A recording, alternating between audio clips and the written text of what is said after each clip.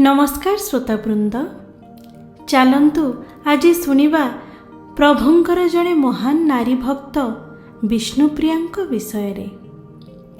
भारतवर्षर अन्यतम पवित्र पीठ श्री वृंदावन धाम, तार पश्चिम को दिल्ली सहर, सेठारे जयनगर अवस्थित। सेठाकर राजा जय सिंह से थिले वीर योद्धा, प्रजावत्सल, परोपकारी, धर्मपरायण। दुखी दरिद्र जनता रो से थिले बंधु। अमाप धन संपत्ति राजांकर। राजा जेमिति प्रजा मानंकु पुत्रवत पालन करुथिले, प्रजा माने भी सेमिति राजा को देवतुल्य पूजा करुथिले। राजा जयसिंहकर पत्नी का नाम थिला चंद्रावती। से थिले चतुरी, विवेकी, सुंदरी और पतिव्रता। पति सेवा को से परम धर्म बोली विश्वास करुथिले। ठाकुरंक सेवा आराधना रे से निजको हजाई देउथिले। साधु संत दीन दुखींक सेवा को से प्राण ठाळु बळी अधिक भल पाउथिले। 12 मासरे 13 व्रत, जानी यात्रा, धर्मादि कार्य, नाम श्रवण संपादन रे से अपार आनंद पाउथिले। स्वामी स्त्री दिहे एभली सुंदर पारिवारिक धार्मिक जीवन बिताउथिले। निंदा, परश्रीकातरता, हिंसा भली घृण्य कार्य सेमाने करुनथिले। तांकर परिवार रे गोटिए पुओ और गोटिए झियो थिले। झियंकर नाम थिला विष्णुप्रिया। सुंदरी, सुशीला और अत्यंत गुणवती से विष्णुप्रिया थिले। मांको परी से मध्य धर्मपरायण थिले। साधु संत मानंकु सेवा पूजारे से केबे अवहेला करुनथिले। अनवरत भगवानंकर नाम ध्यान जप से करुथिले। भगवानंकु जेबे से देखंती मने मने भाबंती, मु सतरे भगवानंकु केबे देखा पांती कि। विष्णुप्रिया राजकन्या हेले हैं विलास व्यसन ऐश्वर्य ठारू बहुत दूर को पलई थिले। से जने साधारण मनीष भली जीवन निर्वाह करुथिले। भगवानंक नाम गान श्रवण पठन रे सर्वदा मन निमग्न करी रहुथिले। दुखी रंकिंग को अकातरे दान धर्म करुथिले। एही बोली भावरे स्वामी स्त्री और दुहिता पवित्र धर्म मार्ग रे रही जीवन अतिबाहित करुथिले। तेनु चारिआडे सेमानंकर प्रशंसा थिला। सबु दैवर घटसूत्र। प्रभुंक सेवक मानंक मध्यरे तिलोच्छु महापात्र श्रेष्ठ। तांकर उपर वंशरे जने सेवक थिले, तांको ना बंधु महापात्र। तांको मनरे ठाकुरंक प्रति जेतिकी भक्ति नथिला, ताठारु अधिक लालसा थिला धन संपत्ति प्रति। तेणु से प्रभुंक सेवा पूजा छाड़ी अधिक धन पाइबा लक्ष्य राज्य छाड़ी जयनगर रे पहुँचिले। प्रभु समस्तंक मन जानी जिए जहा मागिला दियंती, ताहाकु मध्य तो काहाकु धन तो काहाकु मान सम्मान। भक्त बंधु महापात्र तो धन लालसी। प्रभु तांकर मनोवांछा अचिरे पूरण कले। महापात्रे अमाप धन संपत्तिर अधिकारी होई समाज रे सम्मानास्पद व्यक्ति भावे पूजा पाइले।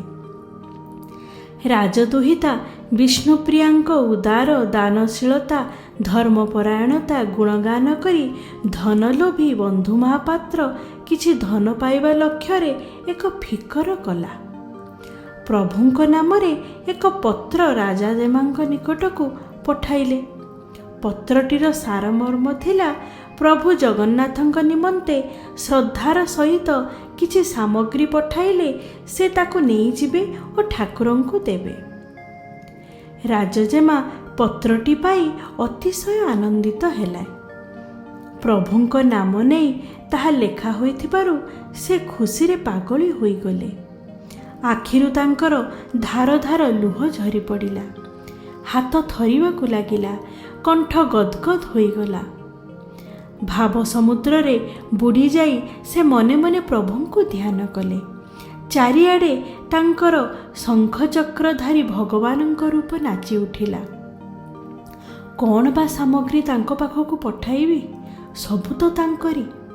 ପରମ ଲକ୍ଷ୍ମୀ ଜଗତ ଜନନୀ ଯାହାର ପତ୍ନୀ, ଅଷ୍ଟନିଧି ଯାହାର ପରିଚାରୀ, ବିଧି ଯାହାର ଆଜ୍ଞାକାରୀ, ସମସ୍ତ ରତ୍ନର ଆକର, ସମସ୍ତ ଗୁଣର ନିଧି, ଯାହାଙ୍କ ନିର୍ଦ୍ଦେଶରେ ଗ୍ରହ ଚନ୍ଦ୍ର ସୂର୍ଯ୍ୟ ତାରା ପରିଚାଳିତ, ତାଙ୍କୁ ଅବା ସେ ଦେବେ କ'ଣ?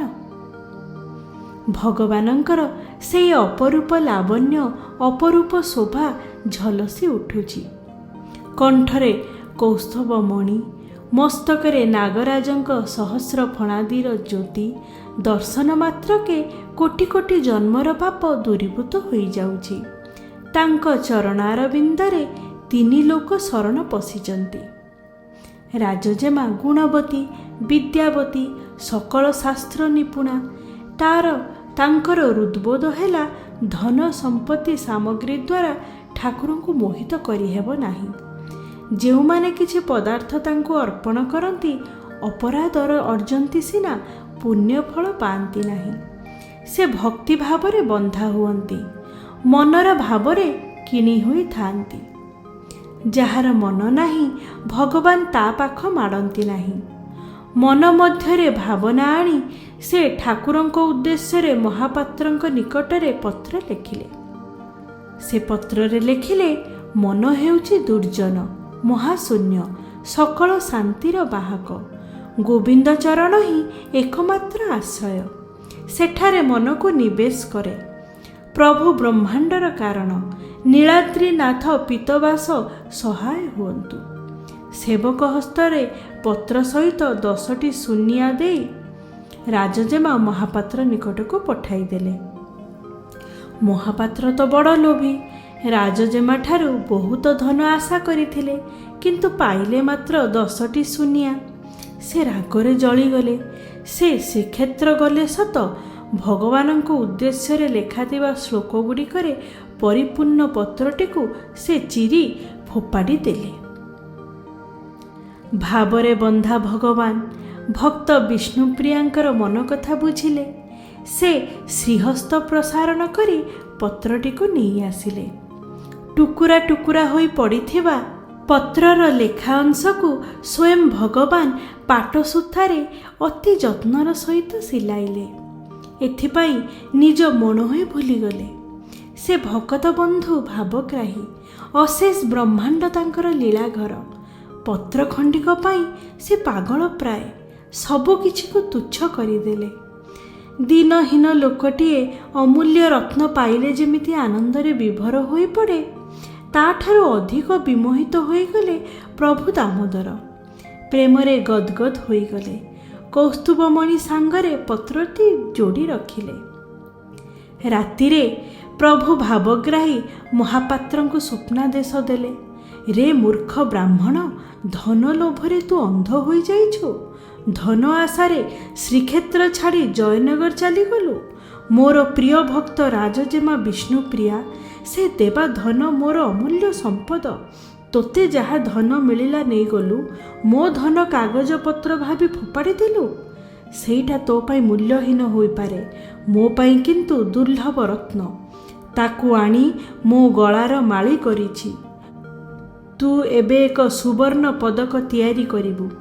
ସେ ଲେଖା ତଥ୍ୟ ମଧ୍ୟ ଦେଇ ସୁନାର ଶିକୁଳି ଲଗାଇ ମୋ କଣ୍ଠରେ ଲମ୍ବାଇବୁ। ଇଏ ମୋର ଆଦେଶ। ଏହାକୁ ନ ପାଳିଲେ ତୋର ମୃତ୍ୟୁ ସୁନିଶ୍ଚିତ। ପ୍ରଭୁଙ୍କ ସ୍ୱପ୍ନାଦେଶ ପାଇ ମହାପାତ୍ର ଭୀତସ୍ତ୍ରତ ହୋଇପଡ଼ିଲା। ରାତି ପାହିବା ମାତ୍ରେ ସ୍ନାନ ଶୌଚ ହୋଇ ପ୍ରଭୁଙ୍କ ପାଖକୁ ଧାଇଁଗଲା। ସେଠାରେ ସେ ଦେଖିଲା ଲେଖାଟି ଠାକୁରଙ୍କ ହୃଦୟ ଦେଶରେ ଶୋଭା ପାଉଛି। ଭକ୍ତ ପାଇଁ ଭଗବାନଙ୍କ ଅନ୍ତର କେତେ ଛଟପଟ ହେଉଛି ତାହା ସେ ସ୍ୱଚକ୍ଷୁରେ ଦେଖିପାରିଲା। ଠାକୁରଙ୍କ ପାଖରେ କ୍ଷମା ମାଗିଲା। ହେ ପ୍ରଭୁ ଚକ୍ରଧର, କରୁଣା କର। ମୁଁ ମୂଢ଼, ମୁଁ ପାମର, ମୋତେ କ୍ଷମା କର କହି ଭଗବାନଙ୍କ ନିକଟରେ କ୍ଷମା ପ୍ରାର୍ଥୀ ହେଲା।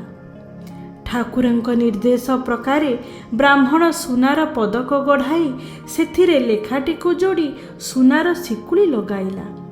ତାକୁ ହୃଦପଦ୍ମରେ ରଖି ଅତୀବ ପ୍ରୀତ ହେଲେ ଭଗବାନ। ଭକ୍ତର ଭାବରେ ସେ ହଜିଗଲେ। ରାଜଜେମା ବିଷ୍ଣୁପ୍ରିୟା କମ୍ ବୟସର ଝିଅଟିଏ ହେଲେ ହେଁ ଭକ୍ତିର ଯେଉଁ ଅପୂର୍ବ ପରାକାଷ୍ଠା ପ୍ରଦର୍ଶନ କଲେ ତାର ପଟାନ୍ତର ନାହିଁ। ଭାବାବେଗରେ ସେ ଠାକୁରଙ୍କୁ ବଶୀଭୂତ କଲେ। ପ୍ରମାଣିତ କରିଦେଲେ ଯେ ଧନ ନୁହେଁ, ମନ ଦ୍ୱାରା ହିଁ ଭଗବାନଙ୍କୁ ପାଇ ହୁଏ। ଜଣେ ଶ୍ରେଷ୍ଠ ନାରୀ ଭକ୍ତ ଭାବେ ସେ ଆମର ଚିର ନମସ୍ୟା।